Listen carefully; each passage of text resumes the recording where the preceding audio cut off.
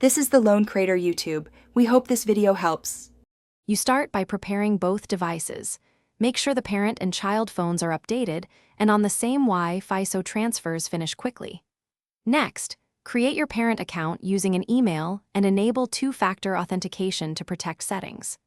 Once done, install the Parental Control app on both devices and open it on the parent device first.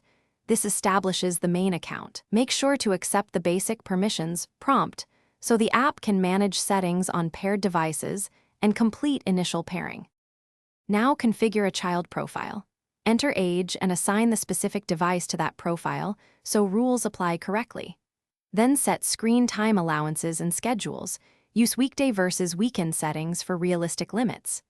Next, choose app controls by category or individual app, marking anything inappropriate as blocked. Make sure to allow essential system apps. Finally, enable web filtering and location tracking. These protect browsing and help find a lost device.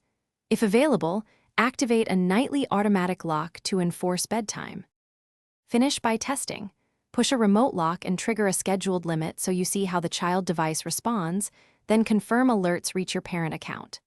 Make sure activity logs populate. Review them weekly and tweak limits or app blocks based on behavior. If something goes wrong, check permission settings first. Regrant device admin, accessibility, or VPN rights. If syncing still fails, sign out and reinstall the app on the child device. Keep communication open with your child while you adjust controls. Thanks for watching. Consider subscribing if we helped you.